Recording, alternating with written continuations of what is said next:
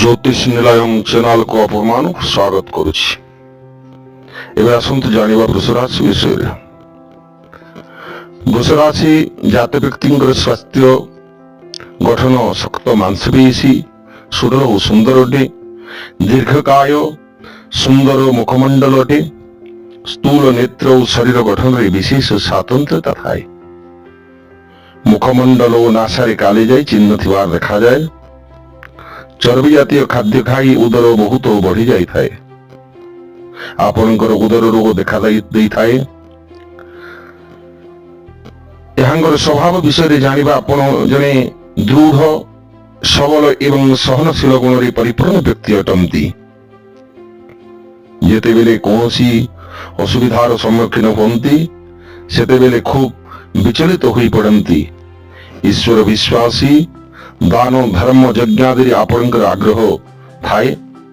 ଆପଣ ଅତି ସରଳ ଏବଂ ଶାନ୍ତିପ୍ରିୟ ଥିବାରୁ ଆପଣଙ୍କୁ ଅନେକ ଲୋକ ଅତି ସ୍ୱାର୍ଥପର ବ୍ୟକ୍ତି ବୋଲି ଭାବନ୍ତି। ଆପଣ ନିଜେ ସର୍ବଦା ସୁଖରେ ରହି ଅନ୍ୟମାନେ ଅତି ସୁଖରେ ରହନ୍ତୁ ବୋଲି ଚିନ୍ତା କରିଥାନ୍ତି। ଆପଣ ସୁଖାଦ୍ୟ, ଭ୍ରମଣ, କଳା ଓ ସଙ୍ଗୀତକୁ ଖୁବ୍ ଆଦର କରନ୍ତି। ଆପଣ ଯେତିକି କର୍ମତତ୍ପର ସେତିକି ଅଳସୁଆ ମଧ୍ୟ ଅଟନ୍ତି। ତର୍କ କରିବାରେ ଧୁରନ୍ଧର ଏବଂ ଜିରାରୁ ଶିରା କାଢ଼ିବା ଆପଣଙ୍କର ପ୍ରକୃତିଗତ ଲକ୍ଷଣ ଅଟେ।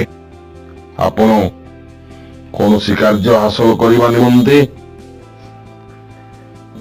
ଅନ୍ୟ ଉପରେ ନିର୍ଭର କରି ହତୋତ୍ସାହିତ ଅସହଯୋଗ ପାଇଲେ ବିବ୍ରତ ହେବାର ଦେଖା। କାର୍ଯ୍ୟଟି ସଫଳ ନ ହେବା ଯାଏ ଆପଣଙ୍କର ମାନସିକ ଭାରସାମ୍ୟ ରହେ ନାହିଁ। ସଞ୍ଚୟ କରିବା ପାଇଁ ବେଳେ ବେଳେ ବିଫଳ ହୋଇପଡ଼ନ୍ତି।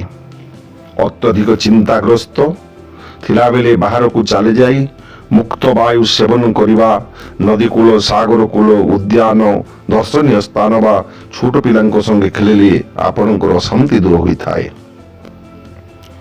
ଅଶାନ୍ତି ବା ମନ ଖରାପ ସମୟରେ ଆଗଭର ହୋଇ କିଛି କାର୍ଯ୍ୟ କରନ୍ତି ନାହିଁ, ଯାହା ଫଳରେ ପଛରେ ଅନୁତାପ କରିବେ। ଆପଣ ସୁଖାଦ୍ୟ ପ୍ରିୟ ଅଟନ୍ତି ସତ, କିନ୍ତୁ ମଦ୍ୟ ମାଂସ ପ୍ରତି ବେଳେ ବେଳେ ଆଗ୍ରହ ବଢ଼ିଥାଏ।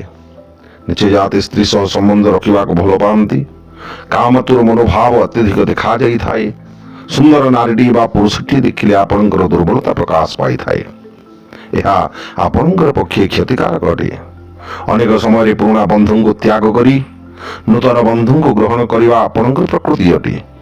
ଗୃହରେ କୌଣସି ଅଶାନ୍ତି ହେଲେ ଆପଣ ଗୃହ ଛାଡ଼ି ଚାଲି ଯାଇଥାନ୍ତି। ଆଲସ୍ୟତା ଆପଣଙ୍କର ପ୍ରଧାନ ଶତ୍ରୁ ଅଟେ। କୁବୁଦ୍ଧି ସମ୍ପନ୍ନ ବ୍ୟକ୍ତିମାନଙ୍କ ଠାରୁ ଦୂରେଇ ରୁହନ୍ତୁ, ନଚେତ୍ ଅସୁବିଧାରେ ପଡ଼ି ମାନ ସମ୍ମାନ ଇଜ୍ଜତ କ୍ଷୁଣ୍ଣ ହେବାର ଦେଖାଯାଏ। ପରିବାର ମଧ୍ୟରେ ବୁଝାମଣାରେ ଶାନ୍ତି ପାଆନ୍ତୁ। ବଦରାଗୀ ପ୍ରକୃତି ପରିହାର କରନ୍ତୁ। ସହଜରେ କାହାକୁ ଅତି ବିଶ୍ୱାସ କରନ୍ତୁ ନାହିଁ ବା କାହାକୁ ବିଶେଷ ସନ୍ଦେହ ନ କରି ତାଙ୍କର ଚାଲିଚଳନକୁ ଅନୁଧ୍ୟାନ କରନ୍ତୁ। ଏବେ ଜାଣିବା ଆପଣଙ୍କର ପ୍ରଣୟ ବିଷୟରେ। ଆପଣ ପ୍ରେମ ବା ପ୍ରଣୟ ସମ୍ପର୍କ ପ୍ରତିଷ୍ଠା ଦିଗରେ ଅନ୍ୟର ଗୁଣ, ଗାରିମା, ତାର ବଂଶ ପରମ୍ପରା, ଆଭିଜାତ୍ୟ ପ୍ରତି ଆଦୌ ଦୃଷ୍ଟି ଦିଅନ୍ତି ନାହିଁ। ସୁନ୍ଦର ଚେହେରା, ଶାରୀରିକ ସୌନ୍ଦର୍ଯ୍ୟତାରେ ଆକୃଷ୍ଟ ହୋଇ ଛଟପଟ ହୁଅନ୍ତି। ଅନେକ ସମୟରେ ଦେଖାଯାଏ ଆପଣ ଅତି ନିଜ ଜାତିର ସ୍ତ୍ରୀ ବା ପୁରୁଷଙ୍କର ସହ ପ୍ରଣୟ ସମ୍ବନ୍ଧ ରଖନ୍ତି।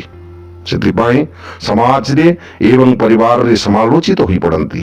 ଯୁବକ ଓ ଯୁବତୀ ଅବସ୍ଥାରେ ଯଦି ପ୍ରେମ କରୁଥାନ୍ତି ତାହା ଅନେକ କ୍ଷେତ୍ରରେ ଉଭୟଙ୍କୁ ଦୂରେଇ ଦେଇଥାନ୍ତି। ତଥାପି ଜୀବନର ପ୍ରଥମ ପ୍ରେମକୁ ସ୍ମୃତିର ତାଜମହଲ ରୂପେ ଭୁଲି ନ ଯାଇ ସାଥୀଟିକୁ ହୃଦୟରେ ଚିରଦିନ ପାଇଁ ସ୍ଥାନ ଦେଇଥାନ୍ତି।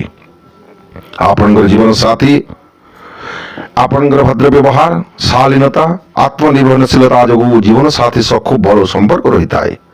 ବିବାହିତ ଜୀବନର ପ୍ରଥମ ପାହାଚର ପ୍ରୀତିରାଜ୍ୟ ସୁଦୃଢ଼ ହୋଇଗଲେ ଜୀବନ ସାଥୀକୁ ପ୍ରୀତିମୂଳକ ସ୍ନେହ ଶ୍ରଦ୍ଧା ଆପଣ ଦେଇପାରୁଥିବାରୁ ଆପଣଙ୍କର ସଂସାରଟି ହସି ଉଠେ।